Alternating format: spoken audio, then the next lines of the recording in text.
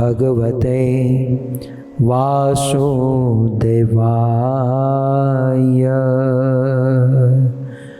ओम नमो भगवते वासुदेवाय।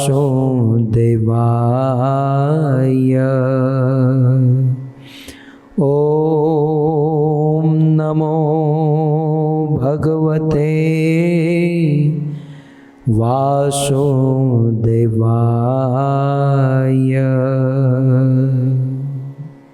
जय जय श्री राधा रमण, जय जय नवल किशोर, जय गोपी चित चोर प्रभो, जय गोपी चित चोर प्रभो, जय जय माखन चोर, जय जय माखन चोर। श्री कृष्णचंद्र भगवान की, जगत गुरु श्रील प्रभुपाद की। छलयसि विक्रमणे बलि मदभूतवामन, पदनख नीरजनित जन पावन। छलयसि विक्रमणे बलि मदभूतवामन, पदनख नीरजनित जन पावन। केशवधृत वामन रूप, जय जगदीश हरे, जय जगदीश हरे, जय जगदीश हरे। जय केशवधृत वामन रूप, जय जगदीश हरे, जय जगदीश हरे,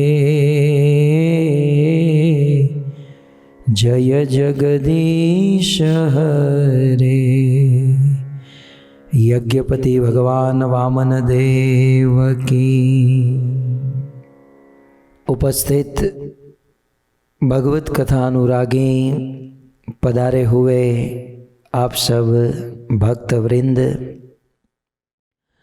देश विदेश में बड़ी भारी मात्रा में फेसबुक यूट्यूब के माध्यम से इस कथा का श्रवण करने वाले समस्त श्रोतागण, अंतर्राष्ट्रीय कृष्ण भावनामृत संघ इस्कॉन के वरिष्ठ भक्त एवं बड़े भाव से प्रेम से सर्वजन हिताय सर्वजन सुखाय भगवत प्रेम प्राप्त करने हेतु ये सुंदर भागवत कथा का आयोजन करने वाले अमृत भाई, जीवी बहन और उनका पूरा परिवार, जो अमेरिका टेनेसी में रहते हैं, नीलेश भाई, चंद्रिका माता जी, संजय भाई, मित्तल माता, और ये जो सोफे के ऊपर बैठे हैं ध्रुव, तन्वी, तनिया, जय, और भी न्यू जर्सी में स्थित इनकी बहन और उनका पूरा परिवार। श्रीमद् भागवत कथा में पुनः एक बार आप सब का स्वागत एवं आप सब के चरणों में हमारा प्रणाम। जैसे कि आप सब जानते हैं, इस संसार में सबसे श्रेष्ठ कार्य यदि कोई है तो वह है भगवान श्री कृष्ण की भक्ति। और यह मत भगवत गीता हो, भागवत हो, रामायण हो, या फिर हमारे पूर्ववर्ती आचार्य हो, मध्यकालीन संत हो, इन सब का एक स्वर, एक मत से यही कहना है कि मनुष्य जीवन प्राप्त हुआ है भगवान को प्राप्त करने के लिए, भगवान के प्रेम को प्राप्त करने के लिए। और उस भगवत प्रेम को प्राप्त करने के लिए 9 प्रकार की विधि सबसे उत्तम और सबसे श्रेष्ठ बताई गई है। और उस 9 विधि को, 9धा विधि को हम 9धा भक्ति भी कहते हैं और 9धा साधन भी कहते हैं, जिसका वर्णन भागवत और अनेक पुराण और वेदों में हुआ है। वे 9धा भक्ति, वे 9 साधन कौन से हैं? श्रवण, कीर्तन, स्मरण, वंदन, पाद सेवनम, अर्चनम, दास्यम, साख्यम और आत्मनिवेदनम। ये 9 प्रकार की भक्ति के द्वारा इसी जीवन में, इसी जन्म में भगवत प्रेम और भगवान को प्राप्त किया जा सकता है। तब समाज में ये प्रश्न हो सकता है कि भाई इतिहास में ये 9 कार्य करके, ये 9 भक्ति करके किसी ने भगवान को प्राप्त किया? तब हमारे ब्रह्म मध्व गौड़ीय संप्रदाय के आचार्य श्रीपाद रूप गोस्वामी पद्यावली में इस प्रश्न का उत्तर लिखते हैं। रूप गोस्वामी कहते हैं कि ये 9धा भक्ति है और ये 9 भक्ति अपने आप में परिपूर्ण है। इन 9 में से कोई एक भी करता है तो इसी जन्म में भगवत प्रेम और भगवान को प्राप्त कर सकता है। पद्यावली में रूप गोस्वामी लिखते हैं, श्री विष्णु श्रवणे परीक्षित वैया सखी सकीर्तने। वे एक एक भक्ति के प्रमाण बताते हैं कि श्रवण भक्ति, श्रवण करके किसका उद्धार हुआ? आज से 5000 वर्ष पहले महाराज परीक्षित का। विष्णु श्रवणे परीक्षित, भगवान विष्णु की, कृष्ण की कथा का श्रवण करके परीक्षित का उद्धार हुआ। फिर कहते हैं वैया सखी सकीर्तने, कीर्तन करके किसका उद्धार हुआ? सो कीर्तन करके रूप गोस्वामी लिखते हैं वैया सखी, व्यास नंदन, वेद व्यास के पुत्र सुखदेव गोस्वामी का उद्धार हुआ। सो भक्तों ये सारे प्रमाण है कि कीर्तन करके सुखदेव गोस्वामी। तत्पश्चात प्रश्न किया जाए कि स्मरण, तीसरी भक्ति है स्मरण, स्मरण करके किसका उद्धार हुआ? तो कहते हैं प्रहलाद महाराज का। प्रहलाद असुर कुल में थे, वे फिजिकली कुछ कर नहीं सकते थे, परंतु उन्होंने अपने मन में भगवान का स्मरण करके भगवान को प्राप्त किया। सो श्रवण से परीक्षित, कीर्तन से सुखदेव और स्मरण से प्रहलाद। फिर चौथी भक्ति है पाद सेवनम। पाद सेवन माने भगवान के चरणों की सेवा। ये पाद सेवनम लक्ष्मी जी, दृष्टांत देते हुए रूप गोस्वामी कहते हैं कि लक्ष्मी जी भगवान के चरणों की सेवा करके भगवत प्रेम को प्राप्त हुई। 5वीं भक्ति है अर्चनम। अर्चनम माने आरती करना, पूजा करना, इसे अर्चनम कहते हैं। सो रूप गोस्वामी कहते हैं कि पृथु महाराज, श्रीमद् भागवत में जिसकी कथा है, पृथु महाराज अर्चन करके भगवान के प्रति प्रेम और भगवान को प्राप्त किए। छठी भक्ति है वंदनम। भगवान को वंदन करना, प्रणाम करना भी भक्ति है। और रूप गोस्वामी इसका प्रमाण देते हैं द्वापर युग के भागवत के अक्रूर जी, जो कृष्ण के चाचा थे, कंस के वहाँ नौकरी करते थे, और कंस ने कृष्ण बलराम को ब्रज से मथुरा लाने के लिए भेजा। और जैसे ही अक्रूर जी आए ब्रज में, तो ब्रज की सीमा में प्रवेश करते ही कृष्ण के चरण चिन्ह देखे और वे कृष्ण के चरण चिन्ह को वंदन प्रणाम किए और दंडवटी परिक्रमा करते हुए, दंडवट करते हुए अक्रूर जी उस ब्रज में प्रवेश किए। सो वंदन भक्ति करके अक्रूर जी भगवान को प्राप्त हो गए। 7वीं भक्ति है दास्यम। दास्यम माने भगवान का दास बनकर रहना, यह है सात्विक भक्ति। सो भगवान का दास बनकर कैसे रहना, और इतिहास में कौन इसका प्रमाण है? वैसे तो बहुत सारे प्रमाण हैं, लेकिन पद्यावली में रूप गोस्वामी लिखते हैं कि दास्य भक्ति की हनुमान जी महाराज ने। हनुमान जी महाराज दास्य भक्ति करके भगवान को प्राप्त हो गए। सो हनुमान जी दास्य। 8वीं भक्ति है साख्यम। भगवान का सखा बनकर, भगवान का मित्र बनकर हम भगवान की सेवा कर सकते हैं, उनकी भक्ति कर सकते हैं। और साख्य भक्ति किसने की? रूप गोस्वामी कहते हैं अर्जुन। अर्जुन कृष्ण का सखा बनकर कृष्ण से प्रेम किया, कृष्ण को प्रकट कर लिया। इतिहास में कथा है, फिर कभी हम सुनेंगे। लेकिन अर्जुन जब सोते थे तो अर्जुन के रोम रोम से, उनके मुख से तो कृष्ण का नाम निकलता था, परंतु अर्जुन के रोम रोम से कृष्ण का नाम निकलता था। ये सारी बात मैंने आपको इसलिए बताई क्योंकि ये 8 भक्ति हुई, श्रवण, कीर्तन, स्मरण, पाद सेवनम, अर्चनम, वंदनम, दास्यम और साख्यम। 8 भक्ति हुई। और 9वीं भक्ति, लास्ट भक्ति कौन सी है? 9वें नंबर पर, 9th नंबर पर, वो है आत्मनिवेदनम। आत्मनिवेदन। आत्मनिवेदन का अर्थ होता है आत्म माने, अब संस्कृत साहित्य में आत्मा के बहुत अर्थ किए गए हैं। कभी कभी बुद्धि को भी आत्मा कहते हैं, कभी कभी मन को भी आत्मा कहते हैं, कभी चित्त को भी आत्मा कहते हैं, कभी कभी हमारे शास्त्रों में शरीर को भी आत्मा कहते हैं। और मूल अर्थ आत्मा माने हमारा वास्तविक स्वरूप। कभी कभी धन संपत्ति को भी आत्मा कहा गया, कभी कभी बुद्धि को भी आत्मा कहा गया। सो कुल मिलाकर ये सारी वस्तुओं को निवेदन, भगवान को अर्पण कर देना, इसे आत्मनिवेदन कहते हैं। सो 9दा भक्ति में 9th नंबर की भक्ति, सबसे लास्ट भक्ति है आत्मनिवेदन। मैं इस पर आपको कुछ कहकर कथा की ओर हम आगे बढ़ेंगे।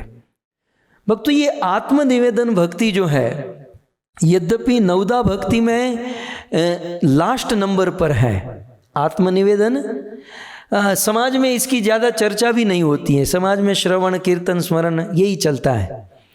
परंतु 9 नंबर की भक्ति है आत्मनिवेदन। यद्यपि 9th नंबर पर है, लेकिन एक रहस्य की बात मैं आपको बताऊं कि यद्यपि ये लास्ट भक्ति है, ये 9th नंबर की भक्ति है, परंतु ये 9th नंबर पर होते हुए भी, ये लास्ट भक्ति होते हुए भी, यदि आत्मनिवेदन हमारे अंदर न हो तो न तो हम श्रवण कर सकते हैं, न कीर्तन कर सकते हैं, न स्मरण, न वंदन, न अर्चन, न पाद सेवनम।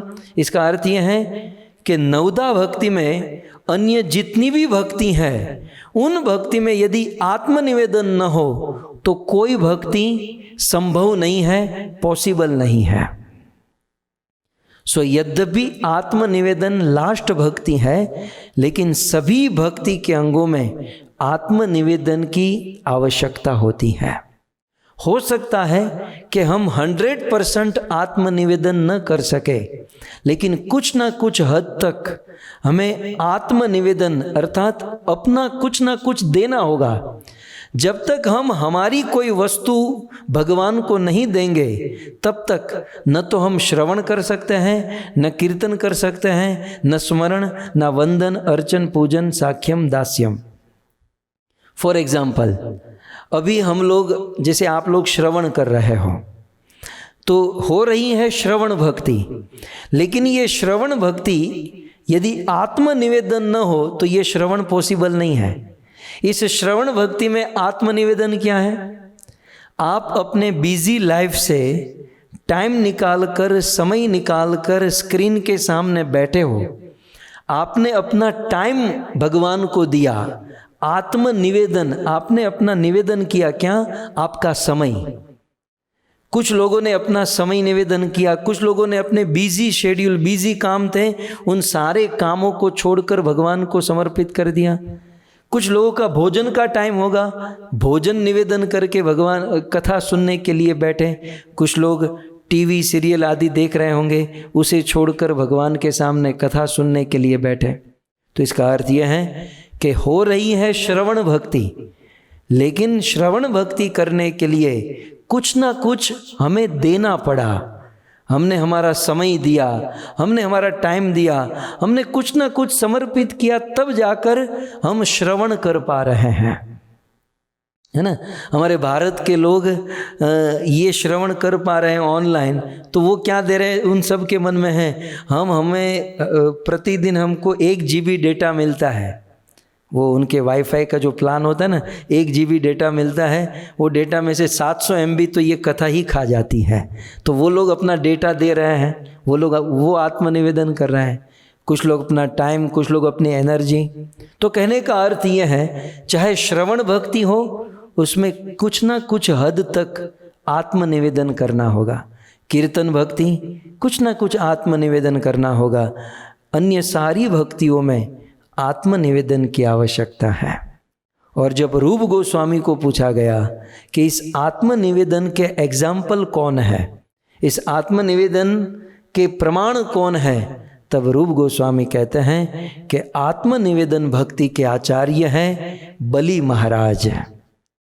यद्यपि असुरों के परिवार में जन्म हुआ, लेकिन असुर कुल में जन्म लेकर भी बलि महाराज ने जो भक्ति की है, उस भक्ति की परम चरम सीमा है आत्मनिवेदन।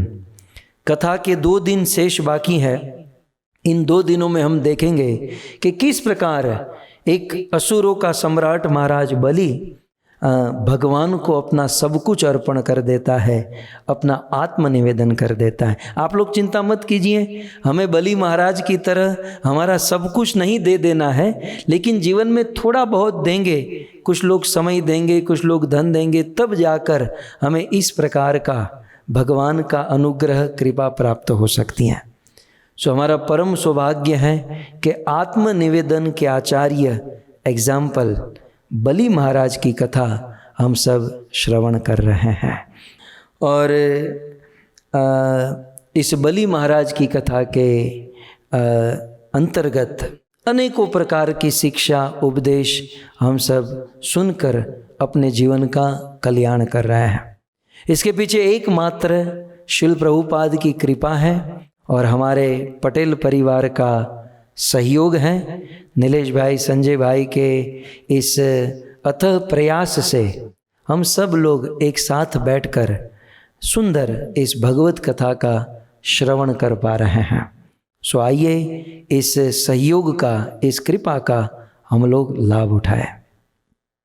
गत सत्र में हमने सुना कि किस प्रकार माता अदिति की भक्ति से भगवान वामन देव प्रकट हुए, और जब भगवान वामन देव प्रकट हुए संसार की स्थिति बदल गई, ग्रह नक्षत्र तारे शांत हो गए, सब कुछ अनुकूल हो गया। भक्तों, ये इतिहास में वर्णन है, वेदों में वर्णन है कि जब भी भगवान प्रकट होते हैं उस समय सारे ग्रह नक्षत्र तारे अनुकूल हो जाते हैं भगवान की कृपा प्राप्त करने के लिए। तो सब कुछ अनुकूल हुआ और भगवान वामन का जन्म हुआ। मैं आपको ये बता दूं, जब जन्म हुआ तब भगवान विष्णु स्वरूप में थे, चतुर्भुज रूप में थे, और सबको पता चल गया कि ये कोई साधारण व्यक्ति नहीं, ये तो स्वयं भगवान है। जैसे माता कौशल्या के गर्भगृह में भगवान रामचंद्र जब प्रकट हुए तो भगवान राम भी चतुर्भुज रूप में थे, और द्वापर में कंस के कारागार में माता देवकी के वहाँ भगवान कृष्ण जन्म लिए तो वे भी चतुर्भुज विष्णु फॉर्म में थे। परंतु भक्तों के भाव के अनुसार फिर उस चतुर्भुज रूप के भगवान विष्णु कौशल्या के कहने पर द्विभुज भगवान राम के रूप में प्रकट हो गए। सो इसी प्रकार यहाँ पर माता अदिति के कार्य को संपन्न करने के लिए भगवान एक बालक स्वरूप धारण कर लिए। मैं आपको बता दूं, हमारे भगवान को या जो भगवान के शुद्ध भक्त होते हैं उसे विष्णु स्वरूप उतना पसंद नहीं है जितना भगवान का बाल स्वरूप पसंद है। इसलिए माँ कौशल्या के सामने जब भगवान विष्णु प्रकट हुए ना, तो माँ कौशल्या प्रसन्न हुई, भगवान को स्तुति भी की। भय प्रकट कृपाला दीन दयाला कौशल्या हितकारी। माता कौशल्या ने बहुत सुंदर स्तुति की, परंतु स्तुति करने के बाद कौशल्या कहती है, प्रभु बाकी सब कुछ ठीक है, लेकिन एक गड़बड़ है। भगवान ने कहा, गड़बड़? मैं आ गया, अब मेरे आने के बाद कौन सी गड़बड़? तब माँ कौशल्या कहती है कि प्रभु मैंने आपको पुत्र के रूप में मांगा था, मैंने आपको पुत्र के रूप में चाहा था, और आप इतने बड़े भगवान बनकर मेरे सामने आए। अब मैं आपको कैसे स्नान कराऊंगी, मैं आपको कैसे लाड लड़ाऊंगी? प्रभु मैं तो आपसे वात्सल्य रस का आस्वादन करना चाहती हूँ। मैं तो चाहती हूँ कि आप छोटे से नन्हे से बालक हो जाओ, और फिर रोज मैं आपको सुबह जगाऊं, फिर रोज मैं आपको स्नान कराऊं, और रोज मैं आपको भोग धराऊं, और रोज मैं आपको लाड लड़ाऊं। प्रभु आप छोटे बन जाइए। देखिए, ये भक्तों का भाव होता है। भक्त चाहते हैं कि हम हमारे हाथों से भगवान की सेवा करें, और भगवान यदि बहुत बड़े हो तो भक्त कंफर्टेबली सेवा नहीं कर पाएंगे। इसलिए भक्त भगवान को अपना पुत्र बनाना चाहते हैं, अपना बेटा बनाना चाहते हैं। और इसके आचार्य हैं पृष्ठि संप्रदाय के प्रणेता श्रीपाद वल्लभाचार्य। वल्लभाचार्य का सुंदर भाव, पूरी दुनिया में उन्होंने जिस वात्सल्य रस का प्रचार किया, और वल्लभाचार्य ने जो सेवा और भक्ति प्रदान की, सुंदर। अब नाम आ ही गया है तो दो पंक्ति गा लेते हैं। यमुना जल माँ केसर घोली, स्नान कराऊं श्यामला, हल्के हाथे अंगो चोली, लाड लडाऊं श्यामला। सुंदर सेवा उपासना वल्लभाचार्य ने दी कि यमुना जल माँ केसर घोड़ी, यमुना के जल में केसर डालकर मैं मेरे लड्डू गोपाल को, मैं मेरे श्याम सुंदर को स्नान कराऊं, सुंदर उनको कुमकुम तिलक लगाऊं, उनके हाथ में बांसुरी धराऊं, उनके मस्तक पर मोरपंख रखूं। और फिर अंत में कहते हैं, कृष्ण कृपाणु निरखी शोभा, कृष्ण कृपाणु निरखी शोभा, सळगे सगळी वासना, सळगे सगळी वासना, क्योंकि यमुना जल माँ केसर घोले, स्नान कराऊं श्याम, हल्के हाथे अंगो चोले, लाड लडाऊं श्यामला। एक भक्त भगवान को लाड लड़ाता है और भगवान इसे बहुत पसंद करते हैं। मैं आपको कहूँ, हम कृष्ण को, राम को, चाहे विष्णु को भगवान कहें ना, भगवान को इतना आनंद नहीं आता।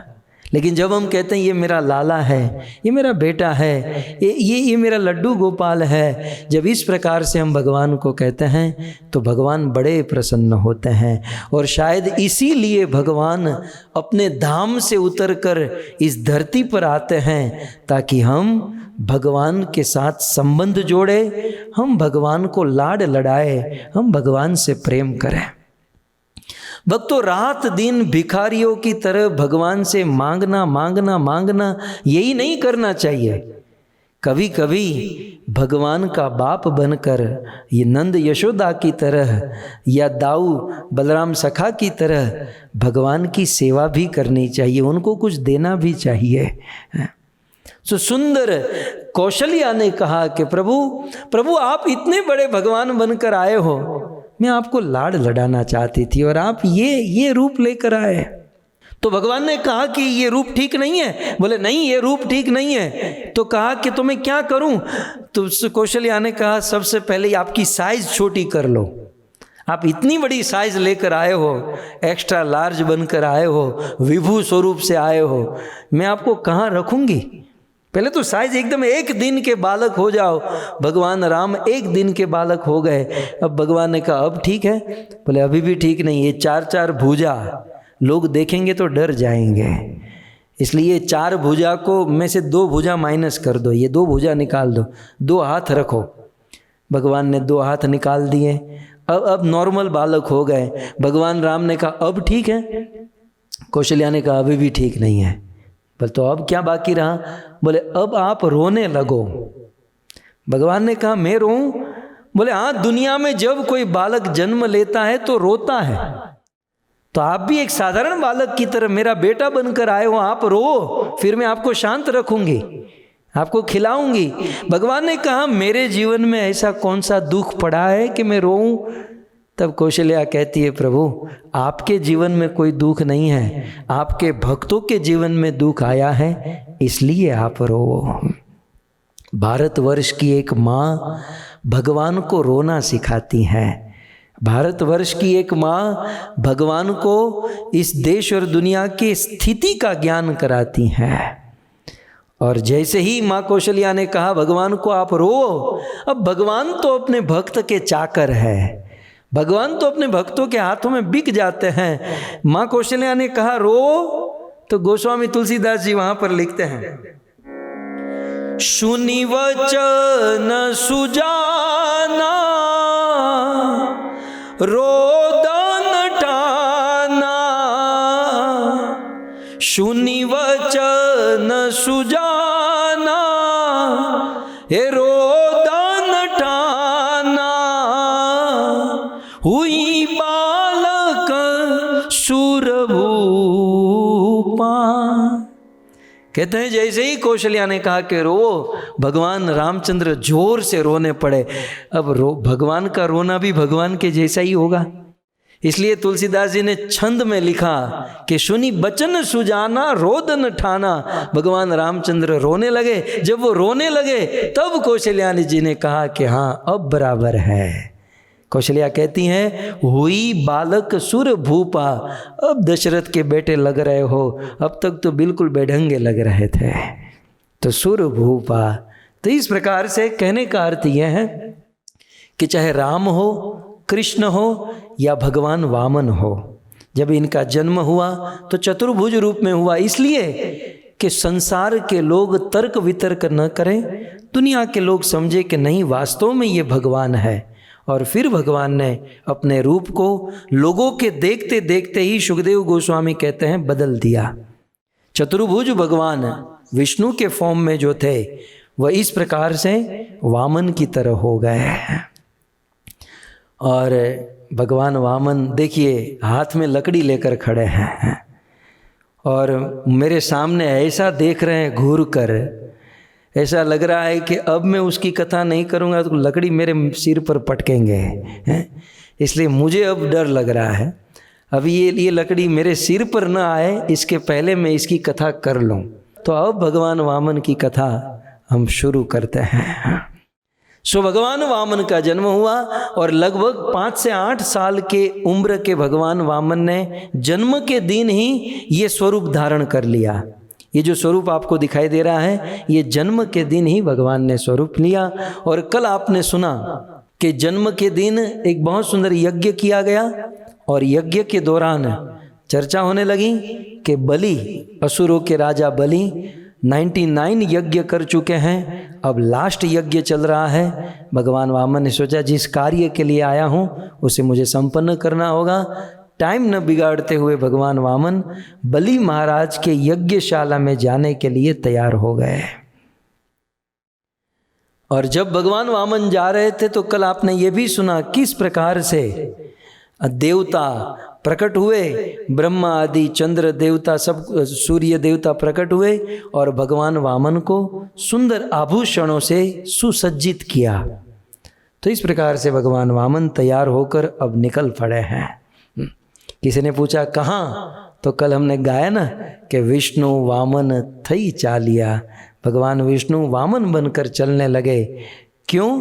मटाड़वा बिजो इंद्र मारा वाला, जो इंद्र बनकर बैठा था उस बलि को वहाँ से दूर करने के लिए। आइए, अब एक महात्मा ने बहुत सुंदर, कभी मैंने बहुत साल पहले ग्रंथ में पढ़ा था, भागवत में तो नहीं है लेकिन बहुत सुंदर भाव है, और उन्होंने ये ग्रंथ में ये लिखा कि भगवान वामन इस प्रकार जो स्वरूप आप देख रहे हैं, इस स्वरूप से अकेले बलि महाराज के यज्ञशाला में जा रहे थे। और उसी समय जब यज्ञशाला में जाते समय रास्ते में एक बहुत बड़ी नदी थी, और नदी को पार करके बलि महाराज के यज्ञशाला में जाना हुआ। अब ये छोटा सा स्वरूप है, अब नदी में प्रवेश करे, थोड़ा सा आगे बढ़े तो वे डूब जाए क्योंकि नदी गहरी थी। अब क्या करे, वहाँ पर यज्ञ में देरी हो रही है, नदी को पार करना है। ये वैसी ही परिस्थिति हो गई जैसे भगवान रामचंद्र केवट और सीता और लक्ष्मण के साथ थे और गंगा पार करना चाहते थे। तो उसी समय वहाँ पर एक ब्राह्मण, एक कोई व्यक्ति वहाँ पर बैठा था। भगवान वामन ने निवेदन किया कि भाई साहब आप एक काम करेंगे? बोले क्या? मुझे अपने कंधे पर बिठाकर ये नदी पार करा देंगे? उस आदमी ने कहा कि नदी पार करा के मुझे मिलेगा क्या? मैं तो तुमको नदी पार करा दूंगा लेकिन मुझे मिलेगा क्या? अब इस लड़के ने कहा कि देखो, मैं बलि महाराज के पास जा रहा हूँ भिक्षा मांगने के लिए। तो उस आदमी ने कहा ठीक है, वो तो इतना बड़ा राजा है, स्वर्ग का राजा है, वो जो भिक्षा में तुम्हें देगा उसका 50% मुझे दे दोगे तो मैं तुमको नदी पार करा दूं। भगवान ने सोचा यार, एक तो इंद्र बेचारा भटक रहा है और ये 50% मांग रहा है। भगवान वामन ने कहा ठीक है चलो, ये यदि देरी हो गई तो वहाँ पर यज्ञ संपन्न हो जाएगा, ठीक है 50% पक्का। उस आदमी ने भगवान वामन के हाथ से लोटा, सोटा, लंगोटा, मुंजी, मेखला, कोपिन, कमंडल ये सब कुछ ले लिया और भगवान वामन को कंधे पर बिठाया और नदी पार कराने लगा। जब नदी के मझधार में पहुंचा और चलते चलते चलते उस आदमी की दृष्टि इस छोटे से बालक, जैसे कंधे पर बैठा है तो चरण यहाँ तक आए होंगे, तो कुछ ऐसा हिलना हुआ कि उनकी दृष्टि भगवान वामन के चरणों के तलवे पर चली गई। और उस आदमी ने देखा कि भगवान इस छोटे से बालक के चरणों के तलवे में बहुत सुंदर सुंदर चिन्ह है, शंख, चक्र, जौ, ये अंकुश, जो भगवान के चरणों में चिन्ह होते हैं, वे सारे चिन्ह इस छोटे के इस बालक के चरण के तलवे में देखा। और ये आदमी तो कांपने लगा, तेज गति से नदी को पार कराया और इनके चरणों में गिर गया और कहा कि धन्य हो गया मैं कि आज मैंने आपको कंधे पर बिठाया। भगवान वामन ने कहा कि चलो मेरे साथ, 50% आपको चाहिए।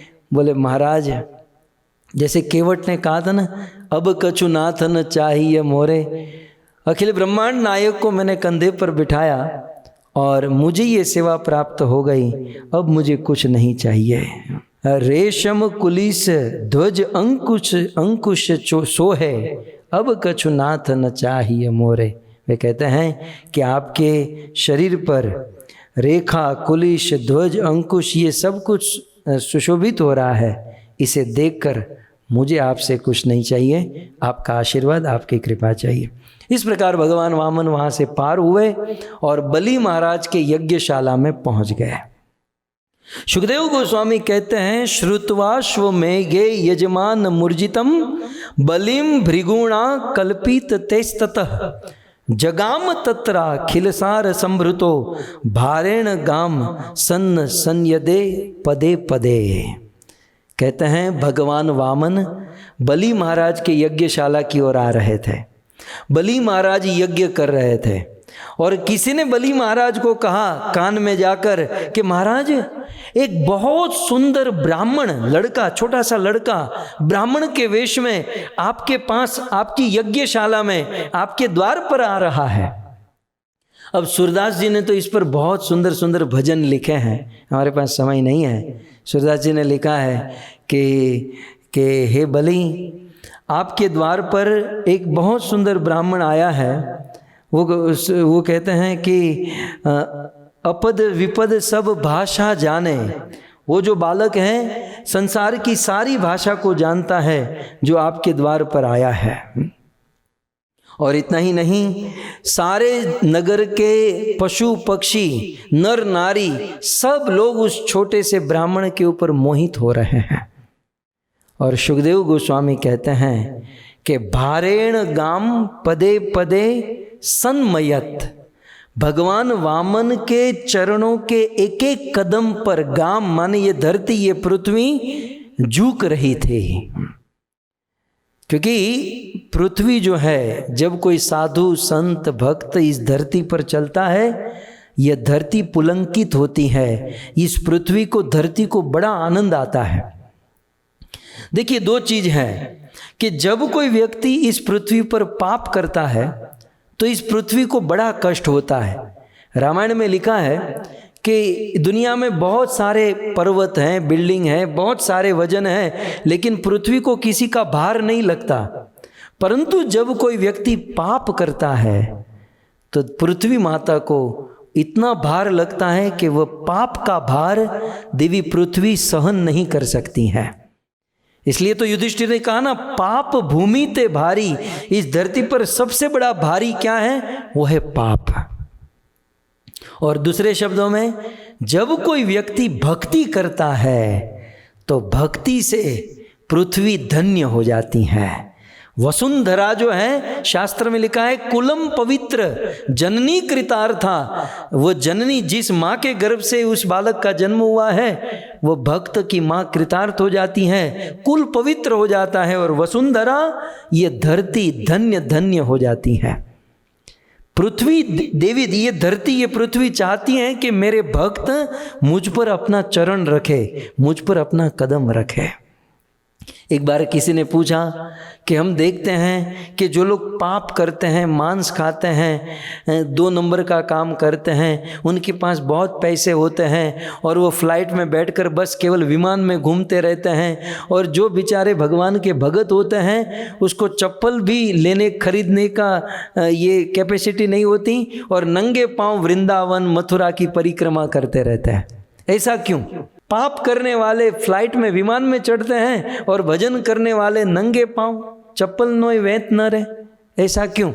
एक महात्मा ने बहुत सुंदर कहा कि पृथ्वी नहीं चाहती, ये धरती जो है, भगवान की पत्नी वसुंधरा, ये कभी नहीं चाहती कि पाप करने वाला आदमी मुझ पर अपना पांव रखे। इसलिए ये पृथ्वी जो है, पाप करने वाले को उड़ाती है और भजन करने वाले को अपने ऊपर नंगे पांव चलाती है। सो यहाँ पर कहते हैं, तत भारेण गाम पदे पदे समन्तत। भगवान वामन बलि महाराज की यज्ञशाला में जाते समय एक एक कदम जब आगे बढ़ा रहे थे, धरती को रोमांच हो रहा था, धरती पुलंकित हो रही थी, और भगवान वामन के चलने से धरती झुक रही थी, मानो भगवान वामन को आगे का रास्ता प्रदान कर रही हो। और जैसे ही सुखदेव गोस्वामी आगे कहते हैं कि तम नर्मदा यास तट उत्तरे बले। बलि महाराज का जो यज्ञ स्थली, बलि महाराज उस समय कहाँ पर थे? नर्मदा यास तट उत्तरे, नर्मदा नदी के उत्तर के भाग में थे। और स्थान का नाम यह ऋत्विस तजे भृगु कच्छप संज्ञ के। भृगु कच्छ नाम के स्थान पर, नर्मदा नदी के उत्तरी भाग पर बलि महाराज यज्ञ कर रहे थे। हमारे आचार्यों ने इस पर रिसर्च किया और कहते हैं, नर्मदा नदी के उत्तर भाग पर भृगुकच्छ नाम का स्थान, जहाँ पर बलि महाराज यज्ञ कर रहे थे, भौगोलिक दृष्टि से देखा जाए तो ये स्थान आज हमारे भारत में, गुजरात में, भृगुकच्छ माने हमारे भरूच, सूरत के आगे जो भरूच स्थान है, આપણે ત્યાં ભરૂચની સિંગ બહુ વખણાય। भरूच, आप भरूच स्टेशन आते हैं ना, तो सिंग वाले आ जाते हैं, खारी सिंग वाले। तो भरूच जो है ये भृगुकच्छ है, और भरूच में ही बलि महाराज, नर्मदा नदी आज भी बहती है, नर्मदा के तट पर यज्ञ कर रहे थे। तो कहने का अर्थ यह है कि भगवान वामन की ये जो लीला हुई, ये गुजरात में हुई। और बलि महाराज गुजरात में यज्ञ कर रहे थे। इसलिए हम देखते हैं गुजराती लोग दान करने में कभी पीछे नहीं हटते, क्योंकि आखिर तो बलि महाराज के स्थान पर रहने वाले हैं। भृगु कच्छ पहुँचे। परवर्तयन्तो भृगुवः क्रतुत्तम व्यचक्षत रादुदितम यथा रविम। भगवान वामन उस यज्ञ की ओर आ रहे थे तो मानो कैसा लग रहा था, यथा रविम, जैसे कोई सूर्य चलता हुआ आ रहा हो, ऐसा प्रकाश प्रतीत हो रहा था। मानो उस जो ब्राह्मण यज्ञ करा रहे थे, उन ब्राह्मणों को लगा कि कोई सूर्य हमारे यज्ञ की ओर आ रहा है। ते ऋत्विजो यजमान सदस्या ऋतत्विशो वामन तेजसा। ये वामन भगवान बहुत छोटे से थे और वहाँ पर जो ऋत्विज जो ब्राह्मण थे वो तो बहुत बड़े बड़े थे। सुखदेव गोस्वामी कहते हैं कि छोटा सा लड़का था ये वामन, छोटा सा ब्राह्मण था, लेकिन इस छोटे से ब्राह्मण के तेज से वहाँ पर जितने भी ब्राह्मण थे उन सभी ब्राह्मणों का तेज नष्ट हो गया। अर्थात सभी ब्राह्मण ऋत्विज सबका तेज फीका पड़ गया इस वामन, इस ब्रह्मचारी के तेज से। सूर्य किलायात युत व विभावसु सनत कुमारो अथ दिदुक्षया क्रतो। और ये जितने भी ऋत्विज जितने भी ब्राह्मण उस यज्ञ में बैठे थे वो आपस में चर्चा करने लगे, घुसबुस करने लगे कि बोले ये कौन आ रहा है, इतना प्रकाशवान ये कौन आ रहा है, ये सूर्य देवता तो नहीं आ रहे। तो किसी ने कहा नहीं नहीं, ये सनत कुमार शायद लगते हैं। तो इस प्रकार दिशाओं को प्रकाशित करते हुए भगवान वामन वहाँ पर आए और इस प्रकार से वितर्क्यमाणो, आपस में तर्क हो ही रहा था, तो छत्रम सदंडम सजलम कमंडलु विवेश विभ्रद द्वयमेध वाटम। भगवान वामन उस सारे कल जैसे हमने सुना कि सभी उन आभूषणों से सुसज्जित होकर उस यज्ञशाला में पहुँचे। बलि महाराज को कान में पता चला, ब्राह्मणों को पता चला कि ये ब्रह्मचारी आया है हमारे द्वार पर। तब सुखदेव गोस्वामी कहते हैं प्रतिग्रहु समुत्थाय, बलि महाराज अपने आसन पर खड़े हो गए, सारे ब्राह्मण अपने आसन पर खड़े हो गए भगवान वामन का स्वागत करने के लिए। क्योंकि भक्तों भगवान वामन ऐसे उम्र में छोटे थे, लेकिन उनका प्रभाव, उनका तेज, उनका प्रकाश प्रचंड था। इसलिए सोचा कि कोई विशेष, कोई महान व्यक्ति आया है और उस महान व्यक्ति का आदर करने के लिए सब लोग अपने अपने स्थान पर खड़े हो गए। हमें भी सीखना चाहिए कि जब भी हमारे स्थान पर कोई वरिष्ठ आए, ज्ञान में उत्तम हो, वैराग्य में, भक्ति में उत्तम हो या कोई उम्र में उत्तम हो, उसे देखकर हमें अपने स्थान पर बैठे नहीं रहना चाहिए। हम जहाँ कहीं भी हैं हमें उठकर उनका स्वागत करना चाहिए। ऐसा शास्त्र कहता है कि यदि हम स्वागत नहीं करते तो हमारी आयुष्य घट जाती है, हमारी उम्र घट जाती है। क्योंकि हम जब हमसे उत्तम व्यक्ति को देखते हैं हमारे प्राण ऊपर की ओर चढ़ते हैं और वह प्राण को पकड़ने के लिए हमें अपने स्थान पर खड़े हो जाना चाहिए। यदि हम खड़े नहीं होंगे तो उस प्राण का धक्का मस्तिष्क पर लगता है और उस मस्तिष्क पर लगने से हमारी उम्र घट जाती है। और प्रमाण तो आप जानते ही हैं कि रोमहर्षण जी नैमिषारण्य में कथा कर रहे थे और बलराम जी युद्ध से संन्यास लेकर तीर्थाटन करते करते नैमिषारण्य पहुँचे और बलराम जी को देखकर सब लोग खड़े हो गए। रोमहर्षण सूत खड़े नहीं हुए। बलराम जी ने तिनका उठाया और रोमहर्षण का मस्तक काट दिया। वरिष्ठों के, वडीलों के आने पर यदि हम उनका आदर करते हुए खड़े नहीं होते हैं तो ये बहुत बड़ा अपराध माना जाता है। इसलिए ये सीख भागवत के माध्यम से हमें लेनी। यद्यपि ये असुर है, बलि महाराज असुर है, लेकिन असुर होकर भी उन सब को ये ज्ञान तो अवश्य है कि कोई महान व्यक्ति आए तो अपने स्थान पर हम खड़े हो जाए। बहुत सुंदर सुखदेव गोस्वामी आगे कहते हैं, यजमान प्रमुदितो दर्शनीय मनोरमम रूपानु रूप अवयम तस्मा आसन आहरत। जब भगवान वामन आए तो यजमान प्रमुदितो, यजमान माने बलि महाराज बड़े प्रसन्न हुए। क्यों प्रसन्न हुए? अभी तक कोई बातचीत शुरू नहीं हुई, लेकिन वो यजमान बलि महाराज जो थे बहुत प्रसन्न हुए। बातचीत नहीं हुई, क्यों प्रसन्न हुए? दर्शनीय मनोरमम, भगवान के रूप को देखकर, भगवान के रूप का दर्शन करके, भगवान का रूप कैसा था? कहते मनोरमम, मन को आनंद प्रदान करने वाला। भगवान का सुंदर रूप देखकर बलि महाराज प्रसन्न हुए। कैसा रूप? रूपानुरूप अवयम, रूप के अनुसार भगवान के प्रत्येक अंग और अवयव थे, उसे देखकर बलि महाराज खड़े हुए और तस्मा आसनम आहरत, बलि महाराज ने भगवान वामन को आसन प्रदान किया। भागवत में नहीं लिखा, लेकिन आचार्यों ने टीका में लिखा कि सोने के आसन पर भगवान वामन को बिठाया गया। एक आसन उस सभा में था ही, जिस आसन पर अब तक कोई नहीं बैठा था, बलि महाराज ने रखा था, सोने का आसन। जब भगवान वामन आए तो अपने अनुचरों को कहा कि वह आसन लेकर आओ। वह सोने का आसन वहाँ पर रखा गया। भगवान वामन को सोने के आसन पर बिठाया गया और क्या किया? स्वागतेना अभिद्याथ पादो भगवतो बलि।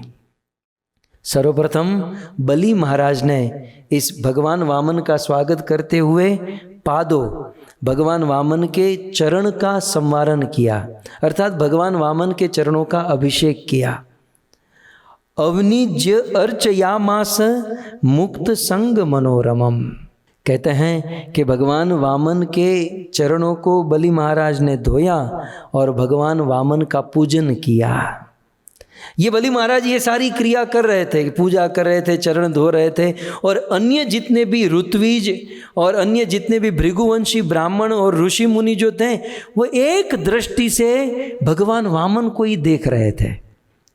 सबका मन, सबकी बुद्धि भगवान वामन में चली गई। यहाँ पर कहते हैं मुक्त संग मनोरमम, क्योंकि भगवान वामन का रूप अद्भुत था। मुक्त संग, मुक्त संग, संग माने आसक्ति, अटैचमेंट। इस संसार में जितनी भी प्रकार की आसक्ति है, अटैचमेंट है, उन सारी आसक्तियों से मुक्त थे वे ऋषि मुनि। लेकिन ऐसे ऋषि मुनि भी मनोरमम, भगवान वामन के स्वरूप को देखकर आसक्त। देखिए ये फोटो, गोविंद टीवी में धन्यवाद देता हूँ। देखिए वो सारे ऋषि मुनि, अभी छोटे से फोटो में सारे सभी ऋषि मुनियों को नहीं दिखाया जा सकता, लेकिन देखिए ऋषि मुनि बड़े आश्चर्य होकर, बड़े प्रेम से भगवान वामन का दर्शन कर रहे हैं। सो भगवान वामन को बिठाया। ऋषि मुनियों का मन भी भगवान वामन में लग गया। तो प्रश्न पूछा गया कि जो ऋषि मुनि संसार को त्याग दिए, ऋषि मुनि पत्नी, बच्चे, संसार, धन संपत्ति सब कुछ त्याग कर, सारी आसक्ति को छोड़कर वन में चले गए, और वन में रहने वाले ऋषि मुनि भगवान के रूप में आसक्त हो गए। इन सारी आसक्तियों को तो छोड़कर वन में आए हैं और आज भगवान के रूप में आसक्त हो गए। तब जाकर सूत जी को कहना पड़ा था कि आत्म रामश्च मुनियो निर्ग्रंथा अपि उरुक्रमे कुर्वन्ति अहेतुकी भक्ति इत्थम भूत गुणो हरि। क्या करे, हरि के, भगवान के रूप और गुण ही कुछ ऐसे हैं कि कितना भी बड़ा विरक्त आदमी क्यों न हो, वैरागी क्यों न हो, भगवान के रूप को देखकर वो मोहित हो ही जाता है। जब भगवान राम का जन्म हुआ तो अनेक ऋषि मुनि हैं, शिव जी, काकभूषण जी और अनेक ऋषि मुनि उस बाल राम, छोटे से राम का दर्शन करने के लिए अयोध्या में रोज आने लगे। तब एक दिन कौशल्या ऋषि मुनियों को कहती हैं कि इसके पहले तो हमारी अयोध्या में आप लोग नहीं आते थे और आजकल इतने सारे ऋषि मुनि क्यों आते हैं। तब उन ऋषि मुनियों ने इतना ही कहा कि हम तो उस वन में निराकार निराकार निराकार कहते कहते पूरी उम्र बीत गई, लेकिन आज निराकार ने साकार स्वरूप धारण किया है और इतना सुंदर स्वरूप है भगवान का। हमारा मन तो ये करता है कि अयोध्या की दीवार के पत्थर बनकर इस दीवार में जड़ जाए, ताकि हम रात दिन इस राम के रूप को देख सके, अपनी आंखों को तृप्त कर सके। सो कहने का अर्थ यह है कि बड़े बड़े वैरागी विरक्ता का मन भी भगवान के रूप में आसक्त हो सकता है। तो हम और आप जो रूप को देखना चाहते हैं, जो रूप के रसिक हैं, यदि भगवान को देखें तो हम भगवान के रूप में मोहित क्यों नहीं होंगे, क्योंकि भगवान का रूप इतना सुंदर। ज्वलंत प्रमाण ये कथा बोलने वाले सुखदेव गोस्वामी, सुखदेव गोस्वामी का जन्म हुआ तो जन्म से ही वे 16 साल के थे और जन्म से ही इतना वैराग्य, अपने माँ बाप घर परिवार सब कुछ छोड़कर वन में चले गए और ब्रह्म समाधि में बैठ गए, ब्रह्मानंद का आनंद लेने लगे। लेकिन उस समय कुछ वेदव्यास जी के शिष्य भगवान के रूप को गा रहे थे।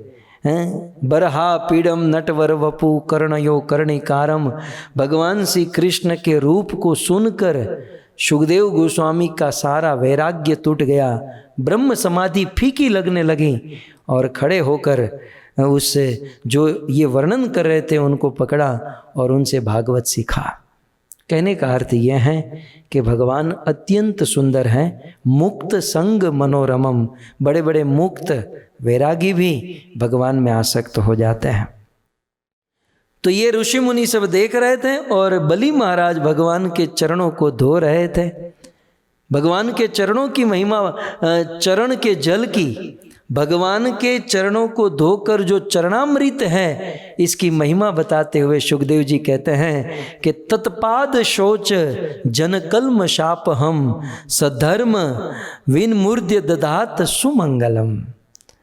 आप विचार तो करो, वह असुर सम्राट महाराज बलि कितने धन्य होंगे जिन्होंने भगवान के चरणों को धोया और धोकर अपने सिर पर चढ़ाया। मूर्ध्य दधात, अपने भगवान के चरणों को पिया और अपने सिर पर चढ़ाया। क्यों?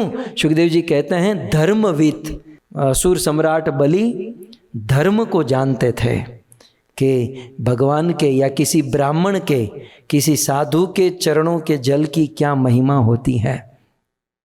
भगवान के चरणों का जल कैसा है? जल जन कल्मशाप हम, संसार के जितने भी कल्मश है सारे कल्मश को दूर करता है। और दूसरा सुमंगलम, भगवान के चरण का जल सुमंगल, सबका मंगल करने वाला है।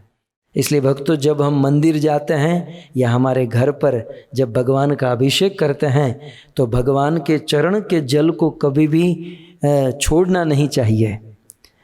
सिद्धांत तो ऐसा है कि हम जब भी घर से निकले, कोई शुभ कार्य करने निकले, तो भगवान के चरणों का जल पीकर ही हमें घर से निकलना चाहिए। ऐसा लिखा गया है वेदों में कि विष्णु पाद उदकम पीत्वा पुनर्जन्म न विद्यते। यदि भगवान के चरण का जल हम पीते हैं तो हमारा एक्सीडेंट नहीं होता है। ये जो एक्सीडेंटल डेथ होती है, अकस्मात होता है, कमौत होती हैं, कहते हैं भगवान के चरणों का जल पीकर यदि कोई घर से निकलता है, कभी उसका एक्सीडेंट नहीं होगा, उनकी कमौत नहीं होगी, उनके जीवन में कोई बुरा कार्य नहीं होगा। ऐसे भगवान के चरण कमल के जल को बलि महाराज ने धारण किया, अपने मस्तक पर चढ़ाया। सुखदेव जी कहते हैं इसकी अधिक महिमा क्या बताए? यत देव देवो गिरिश्चंद्र मौली दधार मूर्धना परमया च भक्त्या। जिस भगवान के चरण के जल को देवादिदेव महादेव ने अपने मस्तक पर धारण किया, और कैसे? फोर्सफुली नहीं या टेंशन लेकर या जबरदस्ती नहीं। सुखदेव जी कहते हैं परियाच भक्त्या, बड़े भाव से, बड़े प्रेम से, बड़े आदर से शिव जी ने भगवान के चरणों के जल को, गंगा नदी को अपने मस्तक पर धारण किया। तो जिस भगवान के चरणों के जल का आदर शिव जी ने मस्तक पर धारण करके किया, ब्रह्मा ने कमंडल में धारण करके किया, वही चरण जल यदि हम पीते हैं तो जीवन धन्य हो जाता है। तो बलि महाराज ने भगवान के चरण धोए, पिया, और अब बलि महाराज बोलने लगे। श्री बलि उवाच, सुखदेव जी कहते हैं बलि महाराज कहने लगे, स्वागतम ते नमस्तुभ्यम ब्रह्मा कम करवामते। कहते हैं कि हे ब्रह्मन, ब्रह्मन हम आपका स्वागत करते हैं। भक्तों, किसी भी व्यक्ति के स्वागत में सबसे बड़ी मुख्य वस्तु होती है तो वो है वाणी। बलि महाराज ने सोने का आसन दिया, भगवान वामन के चरणों को धोया, उनकी पूजा की, भोजन भी कराया होगा। लेकिन ये सब कुछ कराने के बाद बड़ी बड़ी गाली देने लगे तो बड़ी बड़ी गाली से तो जो भी किया कराया सब पानी फिर जाएगा, है ना। और दूसरी ओर सोने का आसन न दे, उनकी पूजा न करे, कुछ न करे, लेकिन वाणी से यदि अच्छे शब्द बोल दे तो घर पर आने वाला अतिथि प्रसन्न हो जाता है। तो कहने का अर्थ है कि घर पर जो आते हैं उनका स्वागत करने के लिए शब्द वाणी बहुत इंपॉर्टेंट होती है। तो बलि महाराज कहते हैं स्वागतम ते तु नमस्तुभ्यम ब्रह्मादिकम करवामते, कि हे ब्रह्मन, हम आपका स्वागत करते हैं, बस निवेदन कीजिए कि हम आपकी क्या सेवा कर सकते हैं। वे कहते हैं ब्रह्मर्षिणाम तप साक्षात मन्ये त्वार्य वपुर धर्म। हे वामन जी, वामन तो जानते नहीं नाम क्या है, हे ब्रह्मचारी जी, हे साधु महाराज जी, वो तो छोटे थे 5-8 साल के, लेकिन बलि महाराज उनके तेज को देखकर कह रहे हैं कि आप आज मेरे द्वार पर आए हो। मुझे तो ऐसा लगता है कि सारे ब्रह्मर्षियों का तेज, तपस्या साक्षात आपके स्वरूप में प्रकट हो चुका है। सारे ब्रह्मर्षियों की तपस्या मूर्तिमान रूप धारण करके आज मेरे द्वार पर, मेरे घर पर आई है, मुझे ऐसा लगता है। अब देखिए हमारे अंदर और बलि महाराज के अंदर कितना फर्क है। बलि महाराज के घर पर कोई ब्राह्मण आया तो वो कहता है कि सारे ब्रह्मर्षियों का तेज मूर्तिमान मेरे घर पर आया, और हमारे घर पर कोई ब्राह्मण आता है तो पहले तो हम ऐसा सोचते हैं साला ये नौटंकी करके आया होगा, ये रूप बदल कर आया होगा, इसके अंदर कुछ और बाहर कुछ होता है। ये लोग है ना नाटक करते हैं, कोई भक्ति नहीं, ये कोई साधु बाधु नहीं है, ये बस गृहस्थों को लूटने के लिए आता है। हम पहला थिंकिंग हमारा ये होता है ना, सीधे हम नेगेटिव सोचते हैं। उसमें संसार के लोगों का भी कोई दोष नहीं है, क्योंकि आजकल दुनिया में लोगों को लूटने के लिए अब बाकी सब कोई कार्य नहीं बचे, तो अब साधु का वेश धारण करके लोगों को लूटने का काम किया जा रहा है। इसलिए संसार के लोग भी बेचारे कंफ्यूज हैं, इसलिए घर पर कोई ब्राह्मण आए तो जल्दी विश्वास नहीं हो पाता है। लेकिन धन्य है बलि महाराज के असुर होकर भी घर पर कोई ब्राह्मण आए हैं तो वे कहते हैं कि मुझे सभी ब्रह्मर्षियों का तेज प्रतीत होता है। और फिर आगे वे कहते हैं अद्य न पितुरः तृप्ता। बहुत सुंदर बात है भक्तों, हमारे जीवन में ये समझने जैसी बात है। बलि महाराज कहते हैं कि आपके मेरे घर पर आने से, अद्य आज आपके मेरे घर पर आने से पितरः तृप्ता, मेरे सारे पितर तृप्त हो गए। हमारे सारे पितृ का अर्थ होता है हमारे पिताजी या फिर उनके पिताजी, माताजी, ये जिसका निधन हो चुका है उसे पितृ कहते हैं। और ये सारे पितृ लोक में होते हैं। अब यदि कोई हमसे गलती हो गई तो उनकी गति नहीं होती है, और पितरों की गति नहीं होने के कारण हम लोग कितनी भी मेहनत करें, माथा मारे, भागदौड़ करें, हमारा प्रोग्रेस नहीं हो पाता है। इसलिए पितरों को तृप्त करना ये बड़ा आवश्यक होता है। सो बलि महाराज कहते हैं कि आप जैसे ब्राह्मण वैष्णव मेरे घर पर आए तो मुझे एहसास फीलिंग हो रहा है मेरे सारे पितृ तृप्त हो गए। भक्तों, मैं इस कथा के माध्यम से निवेदन करूं, हम सब गृहस्थ हैं, हम हमारे घर पर साधुओं को, वैष्णवों को निमंत्रित करें, साधुओं को, वैष्णव भक्तों की सेवा करें, जिससे हमारे पितृ तृप्त हो जाए। बाकी मैं बार बार कहता आया हूं, हम सब गृहस्थ कुछ नहीं कर सकते, साधन भक्ति क्या हम लोग प्रयास कर सकते हैं। हम कर सकते तो एक ही कार्य, साधु संतों की सेवा। शास्त्र के माध्यम से सच्चे साधु को पहचाने और फिर सच्चे साधु संतों की सेवा करके ही हम जैसे गृहस्थों का उद्धार हो सकता है। और ऐसे सच्चे साधु जब घर पर आते हैं तो पितृ तृप्त हो जाते हैं। और आगे कहते हैं अद्य नः पावितम कुलम, आज मेरा कुल पवित्र हो गया। साधु के घर पर आगमन से कुल पवित्र हो जाता है। और अद्य स्विष्ट कर्तुर अयम, कई दिनों से महाराज मैं ये यज्ञ कर रहा हूँ और मुझे आज तक मेरे मन में प्रश्न था कि ये मेरा यज्ञ संतुष्ट पूर्ण हुआ, कंप्लीट सफल हुआ कि नहीं। लेकिन यज्ञ के दौरान प्रभु आप आए, मुझे आज पूर्ण संतुष्टि विश्वास हो गया कि आज मेरा यज्ञ संपन्न हुआ। इसका अर्थ यह है कि हमारे जीवन में जब कोई हम शुभ कर्म करते हैं और उस शुभ कर्म के दौरान किसी साधु संत का आगमन हो जाए तो समझो वे हमारे शुभ कर्म सफल माने जाते हैं। सो इस प्रकार आज मेरा यज्ञ संपन्न हुआ। क्यों? क्योंकि यद भगवान गतो गृहान, भगवंत क्योंकि आज आप हमारे घर पर आए हैं। जब भी कोई संत आए तो इस प्रकार का एहसास होना चाहिए और साथ ही साथ ऐसे शब्द का उच्चारण करना चाहिए। भगवान के पिता होकर भी नंद और वसुदेव जब नंद बाबा के घर पर गर्गाचार्य आए और द्वारिका में वसुदेव के घर पर जब नारद मुनि आए तब उन्होंने यही वचन कहे।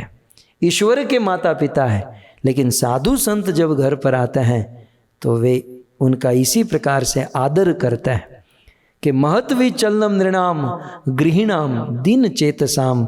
आप जैसे महात्माओं का आगमन एक और मात्र एक हम जैसे गृहस्थियों का कल्याण, हम जैसे गृहस्थियों का उद्धार करने के लिए ही होता है।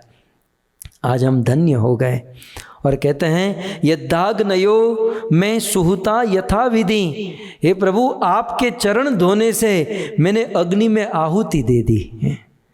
प्रश्न ये ऐसा इसलिए कह रहे हैं क्योंकि यज्ञ चल रहा था और चलते यज्ञ को छोड़कर वे भगवान वामन की सेवा करने आए थे, मतलब उनकी अगवानी करने, उनका स्वागत करने के लिए आए थे। इसलिए कुछ लोग होते हैं ना, जहाँ समाज होता है तो 2-5 लोग होते ही हैं कि भाई यज्ञ करते हुए खड़ा नहीं होना चाहिए। यदि यज्ञ करते करते यज्ञ को छोड़कर खड़े हो जाएंगे तो आहुति अधूरी रह जाएगी।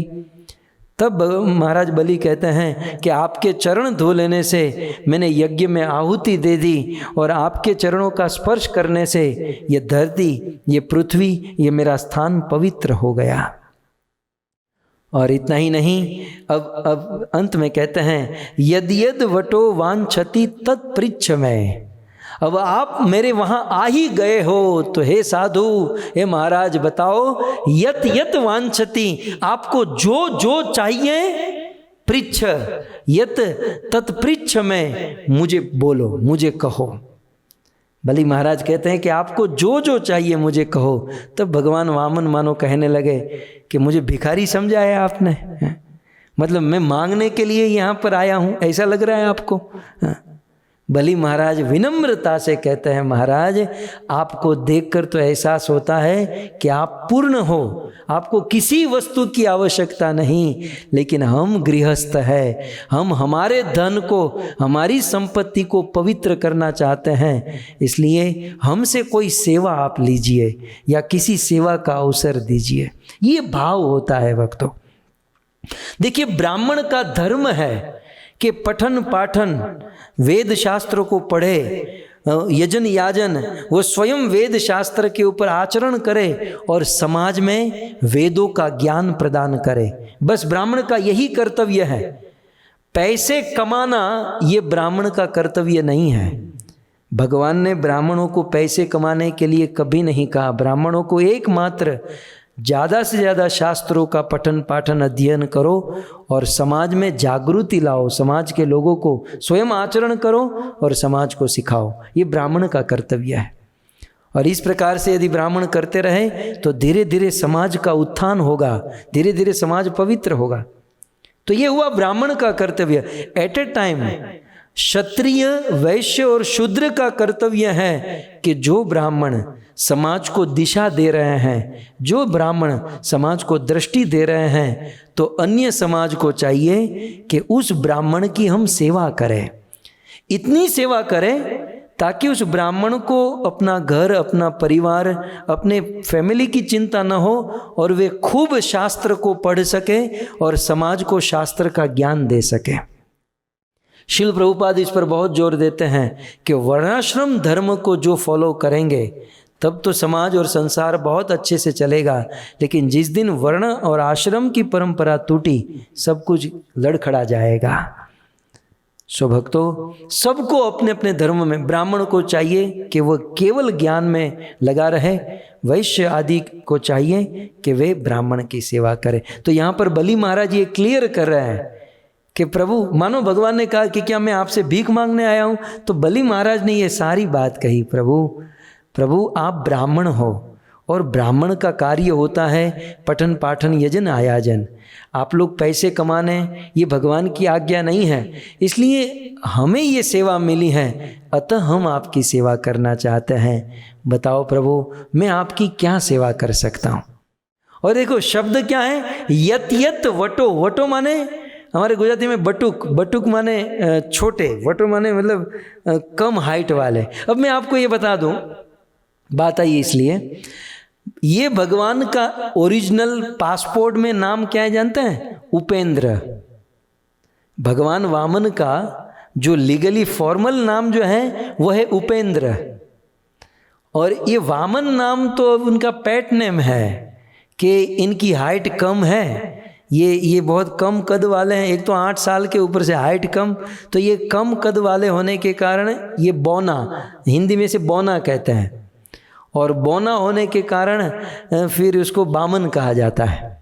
तो बामन का अर्थ होता है बौना, कम हाइट वाला। और हमारे वहाँ जो छोटे ब्राह्मण होते हैं ना, गुजराती में बटुक कहते हैं। बटुक माने बटका जी, वो ब्राह्मण मतलब छोटा ब्राह्मण। सो बौना ब्राह्मण कहिए, बटुक, यहाँ तो वटो लिखा है। तो हे ब्रह्मचारी जी, हे छोटे से ब्राह्मण, यतो यद यद वांछति, इसका अर्थ बलि महाराज चाहते हैं कि मैं बहुत कुछ इसको दे दूं, इसलिए 2 बार कहते हैं यत यत वांछति, मतलब जो जो आपको चाहिए मांगो। इसका अर्थ हो ना बहुत सारी, या सीधा ऐसे कहा होता ठीक है जो चाहिए वो मांगो, इसका अर्थ हुआ कि बहुत कम देना चाहते हैं। लेकिन यत यत वांछति माने जो कुछ भी चाहिए आप मांगो। इतना कुछ बोलने के बाद भी भगवान वामन चुपचाप बैठे हैं। अब देखो, जो आदमी किसी को ठगने के लिए जाता है वो ज़्यादा बोलता नहीं है। भगवान वामन चुपचाप बैठे हैं। जब भगवान वामन कुछ नहीं बोले तो बलि तो अपने धर्म में स्थित हैं। बलि महाराज अपने से बोलने लगे कि भाई देखो, ये ब्राह्मण हैं, कहीं नहीं मांगने का व्रत तो नहीं है, क्योंकि कुछ ऐसे ऊंचे ब्राह्मण होते हैं जो मर जाते हैं लेकिन मांगते नहीं हैं। इसलिए बलि महाराज सामने से बोलने लगे कि हे ब्राह्मण जी, श्लोक के अनुसार कहते हैं, गाम कांचन गुणवत धाम मृष्ट तथान पेयत मुतवा विक्रम यनाथ। सबसे पहले कहते हैं आपको गाय चाहिए। जब ऑफर करने लगे तो सबसे पहली ऑफर क्या हुई, संस्कृत श्लोक में आप देख सकते हैं। देखिए यहाँ पर इस श्लोक में लिखा है, यत यत वटो वांछति तत्पृच्छ में तमार्थितम विप्र सुतानुतर कये। तो इस प्रकार से जो जो चाहते हो कृपया करके मुझे कहो, ये 2 लाइन में उन्होंने कहा। लेकिन फिर भी जब भगवान वामन नहीं बोले तब बलि महाराज ने स्वयं बोलना प्रारंभ कर दिया। तो शुरू करते हुए सबसे पहले कहते हैं गाम। गाम माने गाय। गुजराती में देसी भाषा में गाय को गा भी कहते हैं। बहुत अच्छी भाषा है, बहुत अच्छा लगता है गा। तो गाम का अर्थ होता है गौ माता, और गाम जो है बहुवचन में है, अर्थात आप आवाज करो आपको कितनी गाय चाहिए। 5,000, 10,000, 20,000, 50,000, लाख, कितनी गाय चाहिए, बहुवचन है। तो गाम गाय चाहिए। भगवान वामन चुपचाप बैठे रहे। तो फिर आगे बढ़कर कहते हैं कांचनम। तो मुझे ऐसा लगता है बलि महाराज कहते हैं कि आपको गाय नहीं, कांचनम अर्थात आपको सोना चाहिए, गोल्ड चाहिए। कांचन माने गोल्ड, सोना। तब फिर भी भगवान वामन कुछ नहीं बोले तो कहते हैं धामम मृष्टम, आपको घर चाहिए। तो आजू बाजू में जो जमूरे खड़े रहते हैं ना, उसमें से 2-3 बोले, अरे इस बच्चे को आप घर दोगे तो उस घर को कैसे सजाएगा, घर पर कुछ एसेसरीज, घर पर कुछ वस्तु तो चाहिए। तब बलि महाराज कहते हैं गुणवत धाम मृष्टम। गुणवत माने साधन सामग्रियों से सजाया हुआ रेडीमेड घर चाहिए, ताकि आपको आगे चलकर उसमें बेड या सोफा सेट या टीवी या कुछ लाना न पड़े। आप कहो तो गुणवत, गुणवत माने सारी वस्तुओं से परिपूर्ण आपको कोई घर चाहिए। फिर आगे दूसरी लाइन में कहते हैं तथा न ये तत् मुमवा विप्र कन्याम।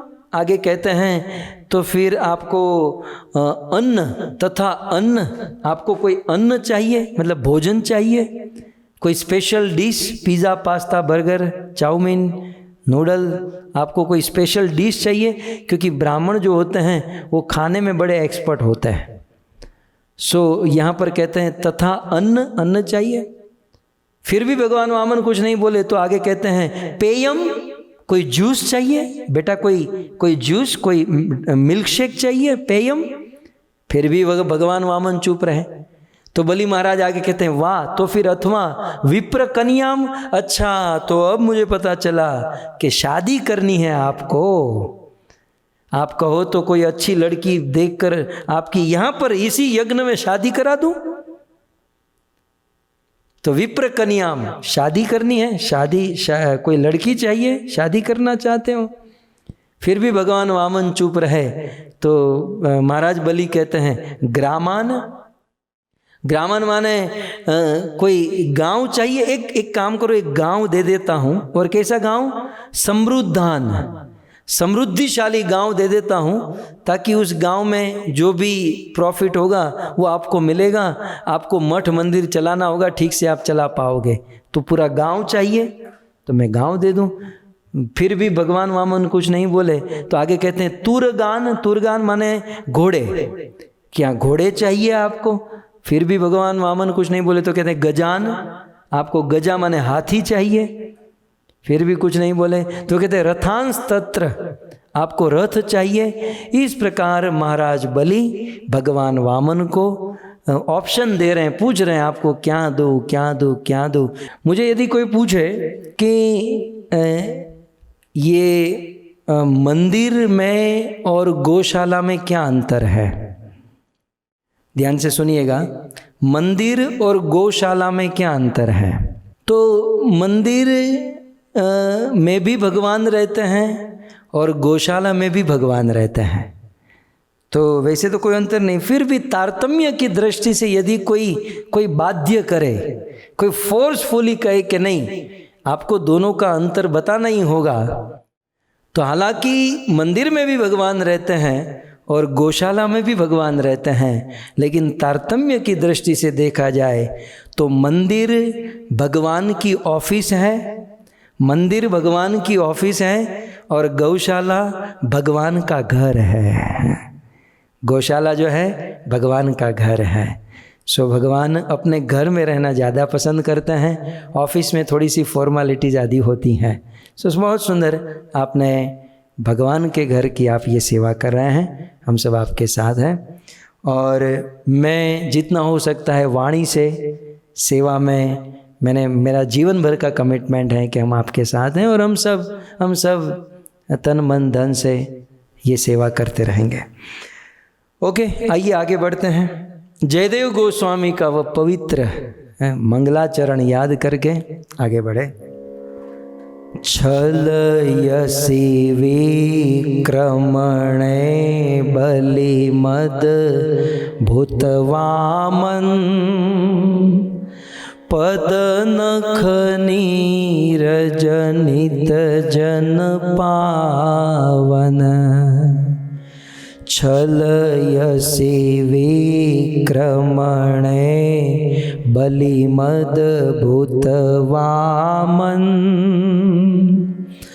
पदनख नीरजनित जन पावन। केशवधृता वामन रूप जय जगदीश हरे, जय जगदीश हरे, जय जगदीश हरे। केशवधृता वामन रूपा, जय जगदीश हरे, जय जगदीश हरे, जय जगदीश हरे। यज्ञपति भगवान वामन देव की। जयदेव गोस्वामी ने भी गीत गोविंद जैसे दिव्य ग्रंथ को लिखने से पहले उन्होंने मंगलाचरण किया और अपने मंगलाचरण में 10 अवतार स्तोत्र उन्होंने लिखा। और इन 10 अवतार स्तोत्र में उन्होंने भगवान के 10 प्रमुख अवतारों का वर्णन किया। उनमें से एक अवतार है वामन अवतार, और जिसके बारे में जयदेव जी ने बताया। कल हम विस्तार से सुनेंगे। आइए अब, क्योंकि फिर आप भूल जाओगे, बलि महाराज ने भगवान वामन को बटुक ब्रह्मचारी समझकर अपने सोने के सिंहासन पर बिठाया।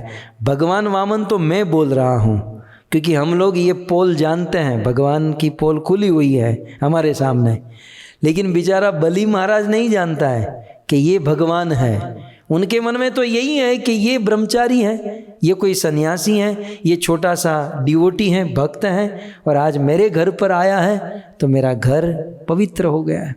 बलि महाराज ने भगवान वामन को ऑफर की कि गाय चाहिए, घर चाहिए, पूरा लिस्ट जो मैंने आपको श्लोक के माध्यम से बताया। जब बलि महाराज ने यह कहा तो भगवान वामन बलि महाराज के सामने बोलने लगे। सुखदेव जी कहते हैं, बलि महाराज के सत्य, मधुर और धर्म युक्त शब्द को सुनकर भगवान वामन प्रीत प्रसन्न हुए और प्रीत भगवान प्रतिनद्य इदमह ब्रवीत। भगवान वामन इस प्रकार से बोलने लगे। तो श्री भगवान उवाच, भगवान बोलने लगे। क्या बोले? वचस्त वेत जनदेव सुनृतम कुलोचितम धर्मयुतम यशस्करम। देखिए, भगवान वामन दिखने में इतने से हैं, लेकिन बुद्धि देखिए किस प्रकार से हम किसी यजमान के घर जाते हैं और उससे कैसे बातें करनी चाहिए। भगवान वामन सुंदर तरीके से संबोधन देते हैं बलि महाराज को कि हे जनदेव, अर्थात हे समस्त लोकों का स्वामी, हे समस्त लोकों का राजा, आपने ये जो शब्द कहे बिना मांगे बिना पूछे, आप ये बोल पड़े कि जो चाहिए वो मांगो, धन चाहिए, गाय चाहिए, घर चाहिए, घोड़े चाहिए, हाथी, जो चाहिए मांगो। बलि महाराज, आप ये बोल रहे हो, ये कोई नई बात नहीं है। क्यों? क्योंकि जिस कुल में आपका जन्म हुआ है, ये कुल ही इतना पवित्र है। इस कुल के घर पर कोई ब्राह्मण आया हो तो वह खाली हाथ वापस नहीं जाता। बहुत सुंदर है। कुलोचितम धर्मयुतम यशस्करम। आपने धर्मयुक्त यश को बढ़ाने वाले जो शब्द कहे हैं, नई बात नहीं है, क्योंकि कुल उचितम, आपके कुल में, आपके खानदान में जब भी कोई अतिथि आया तो उनकी सेवा इसी प्रकार से की जाती है। भक्तों, एक बात याद रखिएगा, खानदान के गुण, परंपरा के जो गुण होते हैं ना, वो ब्लड में आते हैं। कुछ ऐसी वस्तु होती है जो बाहर से इंजेक्ट नहीं की जाती, कुछ ऐसे गुण जो परंपरा से आते हैं, जो परिवार से आते हैं, जो बाप दादा की देन होती है। जैसे दातारी, जैसे दान करने की भावना, दातारी, खुमारी, ये सब जो है ना, ये अंदर से आती है, वो बाहर से ग्लूकोज की बोतल की तरह नहीं चढ़ाया जाता। इसलिए भगवान कहते हैं कुलोचितम, धन्य हो आप, कुल उचित शब्द बोल रहे हो। मैं अक्सर कहता हूँ, आजकल दुनिया में हर घर में मच्छरदानी है, फूलदानी है, पानदानी है, पीकदानी है, लेकिन खानदानी नहीं है। और जहाँ खानदानी नहीं होती उसके साथ एक सेकंड भी खड़े नहीं रहना चाहिए। हमारी बेटी बच्चों का जब हम विवाह कराते हैं, और कुछ देखे या न देखे, खानदानी अवश्य देखनी चाहिए। क्योंकि भक्तों, आज तो लोग हमारे साथ अच्छा व्यवहार करते हैं, लेकिन जब विकट परिस्थिति आती है, जब कोई ऐसी विकट परिस्थिति आती है, उस समय खानदान के गुण काम करते हैं। किसी के खानदान में चूहा मारा है तो कुत्ता मरेगा, कुत्ता मारा है तो बकरा मरेगा, बकरा मारा है तो आदमी मरेगा। ये खानदान के गुण होते हैं। सो भक्तों, इस पर मैं पर्सनली कहूँ तो मेरा बड़ा विश्वास है। और दूसरी बात, देवी रुक्मणी ने कृष्ण को पत्र लिखा। कृष्ण ने पूछा, रुक्मणी तुमने मुझ में ऐसा क्या देखा कि जिससे तुम मुझसे विवाह करना चाहती हो? तो आज की लड़की होती तो कहती, कोई बात, मैंने तो फेसबुक में आपका चेहरा देखा, ट्विटर में मैंने आपका ट्वीट पढ़ा, मैं आई फॉल इन लव। ऐसा नहीं था। रुक्मणी ने कहा, कृष्ण मैंने 5 वस्तु देखी है, और उस 5 वस्तु में सबसे पहली थी खानदानी। आपका खानदान, आपका कुटुंब, आपका परिवार, कितने ऊंचे परिवार में आपका जन्म हुआ है। सो भगवान वामन कहते हैं, कुलोचितम। आप बिना मांगे निवेदन कर रहे हो, और बिना मांगे मुझे इतना कुछ देने के लिए तैयार हो गए हो, तो ये आपके कुल के गुण, आपके बाप दादा के परंपरा के गुण आपके अंदर आए हैं। दूसरे शब्दों में भक्तों, जब भी हम कोई अच्छा या बुरा कार्य करते हैं, ये अच्छा और बुरा कार्य हम हमारे खानदान का परिचय दे रहे हैं। आप विचार कीजिए, बलि महाराज के स्टेटमेंट से भगवान वामन ने क्या कहा? उनके कुल को याद कराया। ये आपका कुल का गुण है। इसका अर्थ यही हुआ ना कि हम यदि अच्छे कार्य करेंगे तो उसकी क्रेडिट हमारे बाप दादा, हमारे कुल को जाएगी, और यदि बुरे कार्य करेंगे तो वह बुरी क्रेडिट भी हमारे कुल को जाएगी। हैं? इसलिए प्रत्येक कुल में या फिर प्रत्येक संस्था में किसी भी व्यक्ति को कोई कार्य करते समय ये सोचना चाहिए कि मैं किस कुल का आदमी हूँ। क्या मेरे कुल में ऐसे कार्य होते हैं? क्या मेरी संस्था में ऐसे कार्य होते हैं? ये सोचकर हमें कार्य करने चाहिए। सो कुलोचितम, धन्य हो बलि, कुल उचित कार्य किया है। और यस्य प्रमाणम, इसका प्रमाण ऐसा नहीं कि तुम्हारे घर पर आया और मैं तुम्हारी चाटुकारी करूं। यस्य प्रमाणम भृगव संपराये, ये भृगुवंशी ब्राह्मण जो सामने बैठे हैं ना, ये इसके प्रमाण है। नहीं तो किसी असुर के घर पर साधुओं का बैठना, देखिए यदि किसी का इंट्रोडक्शन चाहिए ना, ज़्यादा सोचने की ज़रूरत नहीं। आप इतना देखिए कि वो किसके साथ उठता बैठता है। यदि कोई व्यक्ति साधु के साथ, अच्छे सज्जन के साथ उठता बैठता है तो ये फाइनल है कि वो सज्जन ही है। और यदि कोई व्यक्ति किसी बुरे लोगों के साथ उठता बैठता है तो वो बुरा ही है। असुर होकर भी बलि महाराज साधुओं के साथ। तो यस्य प्रमाणम भृगवम संपराये, और पितामह कुल वृद्ध प्रशांत। इन साधुओं की कृपा से आपने संसार का ज्ञान प्राप्त किया, और आपके पितामह, आपके पिता विरोचन और विरोचन के पिता प्रहलाद, प्रहलाद की कृपा से आपने भगवत आत्मज्ञान को प्राप्त किया। आगे कहते हैं, नहीं एतद अस्मिन कुले कश्चिंद सत्व कृपणः पुमान। हे महाराज अस्मिन कुले, इस आपके कुल में आज तक नहीं कश्चित एक आदमी भी कृपण, कंजूस नहीं हुआ। हालांकि बलि महाराज के कुल में कोई कंजूस था ही नहीं, लेकिन यदि कोई व्यक्ति किसी के वहाँ डोनेशन मांगने जाए और यदि कोई कंजूस हो भी तो ऐसा नहीं कह बोलना ये चाहिए कि आपके कुल में, आपके परिवार में कोई कंजूस नहीं हुआ। जब आपके कुल में कोई कंजूस नहीं तो आप कैसे होंगे? बहुत सुंदर कहते हैं कि नहीं एतद अस्मिन कुले कश्चित सत्व कृपण पुमान। आपके कुल में न तो कोई कंजूस हुआ और न तो कोई निसत्व अर्थात वचन देने के बाद अपने वचन से मुकर जाए, ऐसा कोई आदमी नहीं मिला।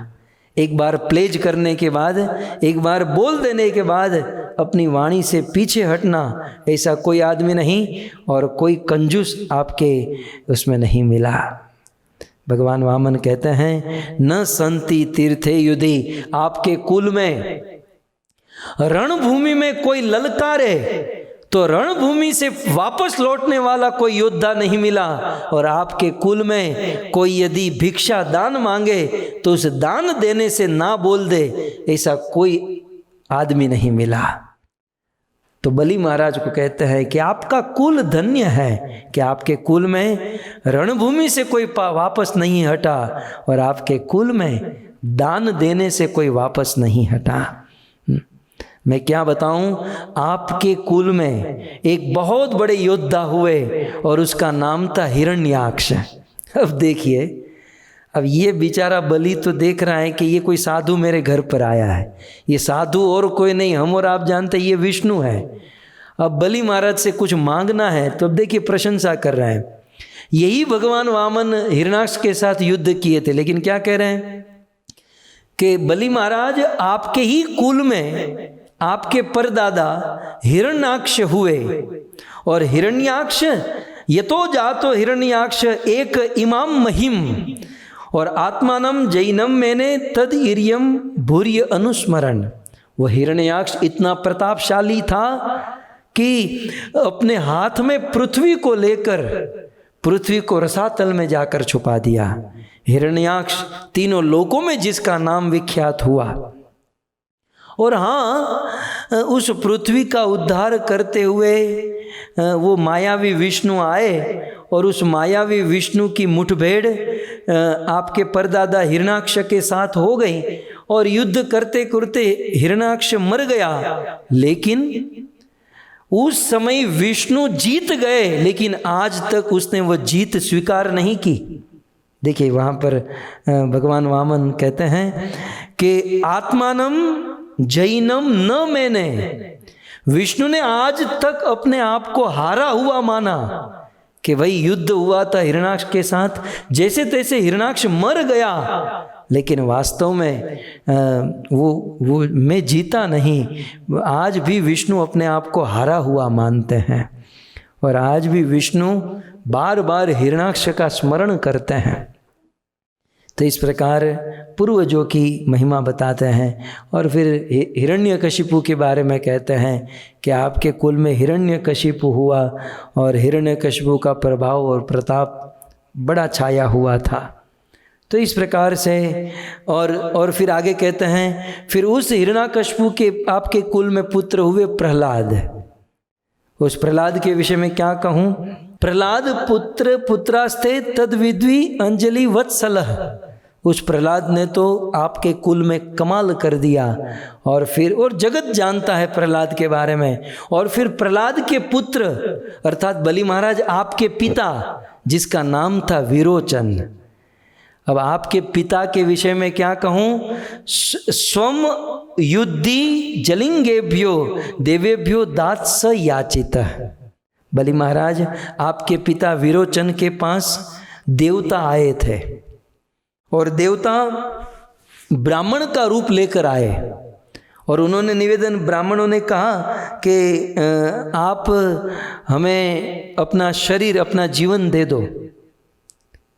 तब आपके पिता विरोचन जानते थे कि ये देवता है, ये हमारे शत्रु है, लेकिन क्योंकि ब्राह्मण का रूप लेकर आए हैं इसलिए आपके पिता विरोचन ने देवताओं को मुंह मांगी वस्तु प्रदान कर दी। आपके कुल में, आपके परंपरा में ब्राह्मणों का तो सत्कार होता है, ब्राह्मण वेशधारी शत्रु का भी सत्कार होता है। तो मानो बलि महाराज कहे तो ठीक है, बहुत प्रशंसा हो गई, अब बताओ एग्जैक्टली आपको क्या चाहिए। तो अब पूरा रेंज में ले लेने के बाद अपने डोनर को, यजमान को पूरा रेंज में ले लिया, प्रशंसा कर दी, कुल परंपरा और इतनी प्रशंसा कर दी कि अब ना ही नहीं बोल सकते हैं। तो अब भगवान वामन कहते हैं तस्मात् त्वतो महीमिषद् वृणेऽहं वरदर्शभात् पदानि त्रीणि दैत्येन्द्र पदानि त्रीणि दैत्येन्द्र सम्मितानि पदा मम सम्मितानि पदा मम। भगवान वामन बलि महाराज से कहते हैं कि बलि तस्मात्, क्योंकि आपका कुल बहुत बड़ा है, धन्य है, और आपके कुल का स्वभाव ही है लोगों को देना, इसलिए मैं आपसे कह रहा हूँ कि हे वरदर्शभात, हे श्रेष्ठ, हे बलि, मुझे आपसे 3 पग भूमि चाहिए। भगवान वामन ने अपने छोटे छोटे चरण दिखाए, अपने छोटे छोटे कदम दिखाए और कहा कि बस इस पाँव से, इस कदम से मुझे 3 पग, 3 स्टेप, 3 कदम भूमि चाहिए। अब जब मांगना हुआ तो छोटे छोटे दिखाए, और जब नापना हुआ तो कल आप देखेंगे कितने लंबे करके नापा। भगवान वामन ने कहा कि मुझे 3 पग भूमि। बलि कहते हैं ठीक है। बलि ने कहा कि ये अभी इसका शुरू हो रहा है, इसके आगे बहुत कुछ मांगेंगे। बलि महाराज ने कहा ठीक है, और क्या चाहिए, और आगे। क्योंकि पहले क्या होता है, जब भोजन करते हैं तो पहले सूप आता है ना, अमित नारायण सूप आता है, पहले सूप होता है, फिर सूप आता है, फिर थोड़ा सलाद आता है। मेरे जैसे तो सूप और सलाद ही इतना खा लेता है कि मेन कोर्स के लिए तो जगह ही नहीं बचती, मेन कोर्स बाद में आता है। तो बलि महाराज को लगा कि अभी तो सूप सलाद चल रहा है, मेन चीज़ नहीं मांगी। मानो बलि महाराज कहे कि ठीक है, ये 3 पग भूमि, और क्या चाहिए। तब भगवान वामन कहते हैं नान्यत ते काम ये राजन वदान्या जगदीश्वरात् नैन प्राप्नोति वे विद्वान यावत अर्थ प्रतिग्रह। एक बहुत सुंदर सिद्धांत भगवान वामन ने बताया हम सब के लिए भक्तों, चाहे ब्राह्मण हो या व्यापारी हो, सब के लिए। भगवान वामन कहते हैं कि मुझे जरूरत केवल 3 पग भूमि की है, और ज़्यादा मुझे मेरी आवश्यकता नहीं, मुझे ज़रूरत है, क्योंकि मेरी हाइट भी देखो कितनी है, मुझे 3 पग भूमि की ज़रूरत है, मुझे ज़्यादा नहीं चाहिए। बलि महाराज ने कहा कि भाई कुछ ज़्यादा मांगो।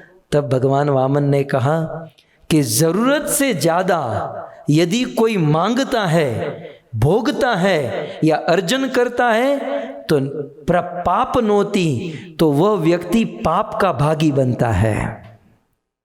जरूरत से ज्यादा यदि कोई संग्रह करता है, दूसरों से मांगता है, भोगता है या अर्जन करता है, व्यक्ति बहुत बड़े पाप का भागी बनता है। इसलिए भगवान वामन कहते हैं नैनम पापनोति वे विद्वान, जो विद्वान है, जो ज्ञानी है, वे कभी भी यावत अर्थ विग्रह, जितनी आवश्यकता है उतनी ही वस्तु जुटाता है, मांगता है और रखता है, क्योंकि वह पाप का भागीदार नहीं होता। भक्तों, उपनिषद में लिखा है कि भगवान ने हम सब के लिए कुछ ना कुछ कोटा तैयार करके रखा है, और हम हमारे कोटे से अधिक वस्तु संग्रह करते हैं या भोगते हैं तो हम पाप के भागीदार होते हैं। इसका अर्थ यह है कि हम दूसरे के भाग में जो वस्तु हैं वो हम भोगत रहे हैं। इसलिए भागवत में, वेदों में बार बार कहा गया यावत भ्रियते जठरम, जितनी आवश्यकता हो उतनी ही।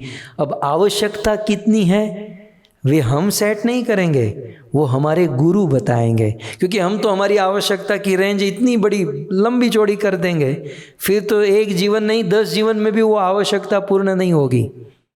आवश्यकता माने मिनिमाइज, जितनी आवश्यकता हो बहुत कम से कम उतना ही हमें अर्जन करना चाहिए।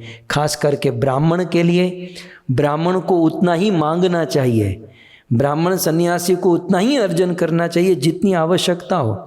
आजकल देखा जाता है ब्राह्मण सन्यासी दूसरों से इतना मांगते हैं, बेचारे यजमान तो बहुत छोटे से खोली में रहते हैं और स्वामी जी बहुत बड़ा मठाधीश मंदिर मठ बना कर बैठे होते हैं। लेकिन यावत जितनी आवश्यकता हो उतना ही भगवान हमें, ये केवल ब्राह्मणों के लिए नहीं, गृहस्थों के लिए, हम सब के लिए है, हम उतना ही मेहनत करें जितनी आवश्यकता है। सो इस प्रकार से भगवान ने कहा। तब बलि महाराज, श्री बलि उवाच, जब भगवान वामन ने इस प्रकार से कहा कि मुझे ज़्यादा नहीं 3 पग भूमि चाहिए, तो बलि महाराज कहते हैं, ओ ब्राह्मण दायाद वाचस्ते वृद्ध सम्मता। अरे महाराज, आप बोलने में ही एक्सपर्ट हो, सोचने में एक्सपर्ट नहीं हो आप। बलि महाराज कहते हैं कि महाराज बोलने में तो बड़े एक्सपर्ट हो, आपने पूरी परंपरा सुनाई, कथा सुनाई, लेकिन कहते हैं बालिश मति, आपकी मति जो है ना बालिश है, बचपना है आपका अभी बचपना है, अभी तो आप छोटे हो। शादी करोगे तो पत्नी आएगी, फिर बच्चे होंगे, तो फिर 3 पग भूमि में आपका क्या होगा। महाराज आप कुछ ज़्यादा मांग लो, क्योंकि बालिश मति, बुद्धिमान की तरह कुछ काम करो। आप कहो माम वचो भी, आप आवाज करो। आप जिस द्वार पर आए हो ना, लोक नाम एक ईश्वरम, तीनों लोक का स्वामी आपके सामने खड़ा है। कम से कम किससे मांग रहे हो ये तो देखो। 3 पग भूमि मांग कर बैठे हो, इसमें मेरी क्या इज्जत, मैं संसार को क्या मुंह दिखाऊंगा, इतिहास क्या कहेगा कि बलि के द्वार पर एक ब्राह्मण आया और बलि ने केवल 3 पग भूमि दी। महाराज आप अपने लिए नहीं, कम से कम मेरे लिए तो कुछ ज्यादा मांगो। और मैं लोक ईश्वरम, मैं तीनों लोकों का बादशाह, मैं स्वामी हूं। मैं आपको एक पूरा आइलैंड, मैं आपको एक पूरा लोक ही दे सकता हूं, और आप 3 पग भूमि में फंसे हुए हो। भगवान वामन इशारा करते, नहीं मुझे 3 पग भूमि। बलि महाराज कहते ठीक है, ये 3 आंकड़ा तुम्हारे दिमाग में बैठा हुआ है, तो एक काम करो, तुम्हारे प्रभु आपके ये जो चरण है ना छोटे छोटे हैं, हमारे कुछ असुर बहुत लंबी हाइट वाले हैं, मैं उनसे नपवा देता हूँ ताकि और थोड़ी ज़्यादा जमीन मिले। भगवान वामन को पसीना होने लगा, क्योंकि आगे चलकर तो इनको ठगना ही है। बोले नहीं, मुझे मेरे चरणों से ही भूमि चाहिए। बलि महाराज कहते बच्चा तू समझ, इसमें मेरा नाम बिगड़ेगा, मेरी इज्जत, क्योंकि मेरे पास आकर, बलि महाराज कहते हैं न पुमान मामो व्रज्य भूयो याचितु मरहसी। बलि का सिद्धांत है कि एक बार बलि से कोई मांग कर गया, फिर दुनिया में और किसी से वो मांगना नहीं चाहिए। मुझसे आप मांग कर जाओगे और फिर दूसरे से आप मांगोगे, मेरा क्या नाम रहेगा। मैं तो इतना देना चाहता हूं कि जीवन भर आपको किसी से मांगना ही ना पड़े। इसलिए हे ब्रह्मचारी जी, आप अपनी आजीविका के अनुसार सोच समझ कर कुछ ज़्यादा मांग लो। ये 3 पग भूमि नहीं, कुछ ज़्यादा मांगो। जब इस प्रकार से बलि महाराज ने कहा, तब भगवान बलि महाराज को एक सिद्धांत बताते हैं, और वह सिद्धांत क्या है, सेटिस्फैक्शन। बलि मैं संतोषी ब्राह्मण हूँ, और जीवन में संतोष न हो तो जीवन कुछ काम का नहीं है। बहुत सुंदर प्रवचन किया, कल मैं आपको विस्तार से सुनाऊंगा। लेकिन भगवान वामन लास्ट में कहते हैं कि 3 पग भूमि से यदि कोई संतुष्ट नहीं है तो उसे तीनों लोक भी मिल जाए, फिर भी वह संतुष्ट नहीं हो सकता। इस संसार में सुखी वही हो सकता है जो संतुष्ट रहता है। करोड़ोंपति हो, अरबों खरबों रुपये हो, लेकिन जीवन में संतुष्टि नहीं, वह सुखी नहीं हो सकता। लेकिन मेरी तरह फक्कड़ झोंपड़ी में रहने वाला आदमी यदि संतुष्टि है तो व्यक्ति झोंपड़ी में रहकर भी संतुष्ट रहेगा।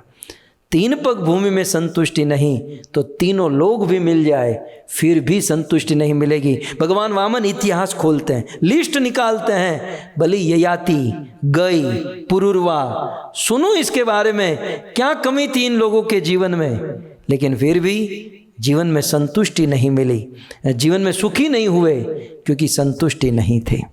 तो भगवान वामन संतुष्टि, अब ये खुद संतुष्टि करते हैं, लेकिन आप 22 घंटे जाने दो, 22 घंटे के बाद ये खुद कितने संतुष्ट हैं ये हम देखेंगे। किस प्रकार से बलि महाराज से 3 पग भूमि के द्वारा पूरा ब्रह्मांड नापेंगे 2 कदम में। ये कथा शेष बाकी है और कल अंतिम दिन है, सो कल विस्तार से इस कथा को हम इति करेंगे। हालांकि इति कर नहीं सकते, ये कथा तो और 7 दिन चले, फिर भी इसमें इतने सारे अध्याय बाकी हैं, इतने सारे श्लोक बाकी हैं कि और 7 दिन चले फिर भी ये बलि वामन प्रसंग ही चलता जाएगा, है ना। तो फिर भी समय अनुसार, देश काल अनुसार हमने जितना हो सका उतना किया, लेकिन कल हम इस प्रसंग को पूरा ओवरव्यू करके कंप्लीट करेंगे, प्रयास करेंगे। और ऐसा कहा जाता है कि कथा के 6 दिन कोई नहीं आ सका, कोई बात नहीं, 7वें दिन यदि कोई कथा सुनता है तो उसे 7 दिन कथा सुनने का फल मिलता है, क्योंकि 7वें दिन विशेष कथा होती है, कथा का सार होता है। सो कल हम ये बलि वामन प्रसंग को हम यहाँ पर विस्तार से सुनेंगे। आप सभी भक्तों का धन्यवाद। आप सभी भक्तों ने बड़े धैर्य से, भाव से इस कथा का श्रवण किया। और विशेष धन्यवाद अमृत भाई, जीवी माता जी के परिवार को, नीलेश भाई, संजय भाई, चंद्रिका माता, मित्तल माता, बाल गोपाल, सबको धन्यवाद, जिनके सहयोग से हम ये प्रसंग विस्तार से सुन रहे हैं। भक्तों 2 फैक्ट मैं आपको बताऊं। पहला फैक्ट ये है कि मैं मेरे लाइफ में फर्स्ट टाइम ये कथा कर रहा हूँ। आज तक मैंने बलि वामन प्रसंग विस्तार से नहीं किया, मुझे ऐसा चांस ही नहीं मिला, क्योंकि कौन ये सब सुनना चाहता है। तो पहला फैक्ट ये है कि मैं मेरी लाइफ में पहली बार बलि महाराज और वामन के ऊपर इतना बोल रहा हूँ। और दूसरा फैक्ट ये है कि 2005 में हमारे गुरु महाराज ने यही कथा कही थी, और उसी समय हमारी शादी हुई थी, हमारा विवाह हुआ था उसी ईयर में।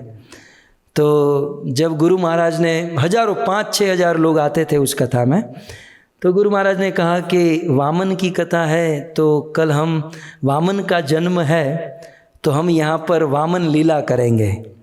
तो कोई एक लड़का वामन बनेगा, एक शुक्राचार्य बनेगा, और एक अदिति और एक कश्यप जी बनेंगे। तब प्रश्न आया बलि कौन बनेगा? तब गुरु महाराज ने बलि महाराज लाल गोविंद दास को बनाया था।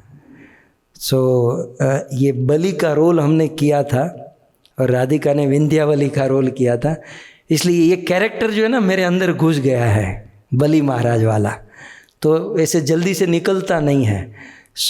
ये सारी बातें हम कल विस्तार से सुनेंगे। थैंक यू वेरी मच, धन्यवाद। ग्रंथराज श्रीमद् भागवतम महापुराण की, शिल प्रभुपाद की, निताय गौर प्रेमानंद। जय जय श्री राधे, जय जय श्री राधे, जय जय श्री राधे श्याम।